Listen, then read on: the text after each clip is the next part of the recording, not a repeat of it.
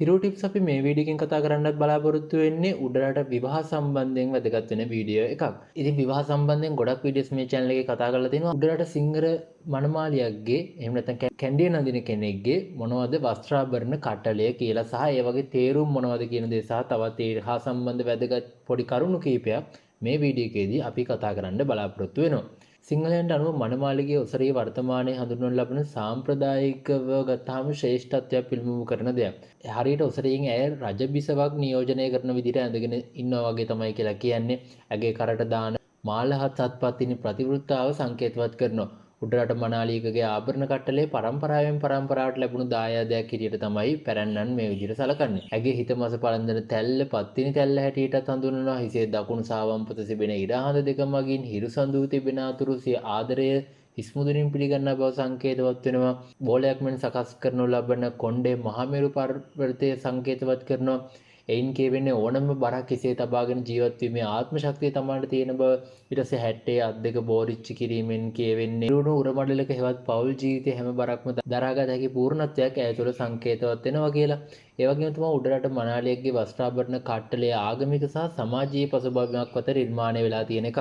එතකොට මේ වස්ත්‍රාභරණ කට්ටලයේ පැළඳීම තුළ කාන්තාව පතිනියක් ලෙස සමාජයේ ප්‍රශංසා ලබන බවත් සෑම ආභරණ අංගයක්ම ඔත්තේ සංඛ්‍යා මත නිර්මාණය වීම හා අර්ථයක් සහිතව පැළඳීම තුළ කාන්තාවට සුබඵල ගෙන එනවා කියලත් මේකෙන් කියවෙනවා. ඉතින් අපි ඊට පස්සේ එකින් එක කතා කරගෙන යමු මොනවද මේ වස්ත්‍රාභරණ කියලා.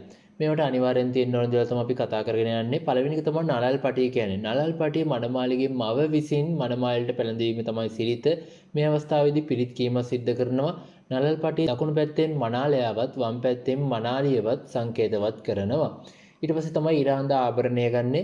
මනාලියගේ හිසේ දකුණු පැත්තේ හිරු සහ වම් පැත්තේ සඳු තමයි පළඳවන්නේ. හිරුගේ ගතිගුණ මනමාලයාගේ ගතිගුණ වලටත් සඳුගේ ගතිගුණ මනාලියගේ ගතිගුණ වලටත් සමාන කරනවා. ඒ වගේම තමයි ඉරහඳ පවතින තුරු මංගලියුලගේ බැඳීම පවතිනවා කියලා සංකේතවත් කරනවා.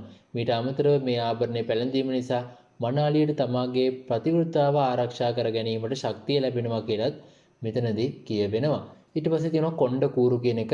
කොණ්ඩ කූරු පළඳවන්නේ හිසේ පිටිපස ප්‍රදේශයේ ඔයා දැකලා ඇති මනාලියගේ මේවා පැළඳීමෙන් මනාලියට සෞභාග්‍යය ලැබෙන බව සංකේතවත් කරනවා. ඊට පස්සේ කරාඹු කියන ඒවා උඩරට මලාලියේ පළඳින කරාඹු වර්ගය හඳුන්වන්නේ කඩුක්කම් කියලා. ඉතින් මේ විශේෂ කාරණාව තමයි මේවා පැළඳීමෙනුත් මනාලියට සෞභාග්‍ය ලැබෙන බව සංකේතවත් කරනවා. ඊට පස්සේ තියෙන්නේ වලලු කියන එක. ඉතින් උඩරට මනාලියගේ වලලු හඳුන්වන්නේ අගස්ති වලලු සහ බංගලි වලලු කියන නමකින්.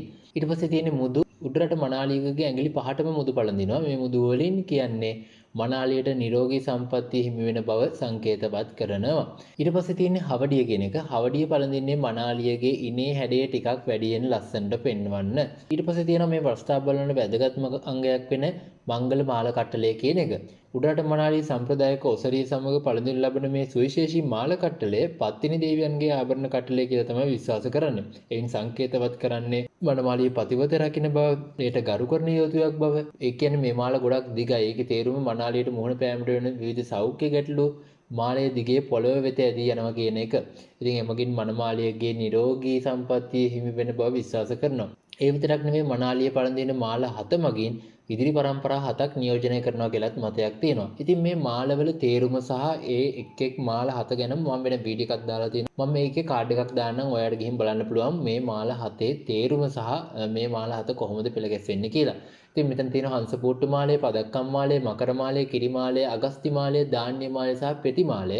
අවසාන විදිහට මනාලිය විසින් පළඳින කරමාලය කියන එකත් මෙතෙන්ට අයිති වෙනවා. ඉතින් මෙන්න මේ දේවල් තමයි උඩරට මනාලියගේ ආභරණ වෙන්නේ.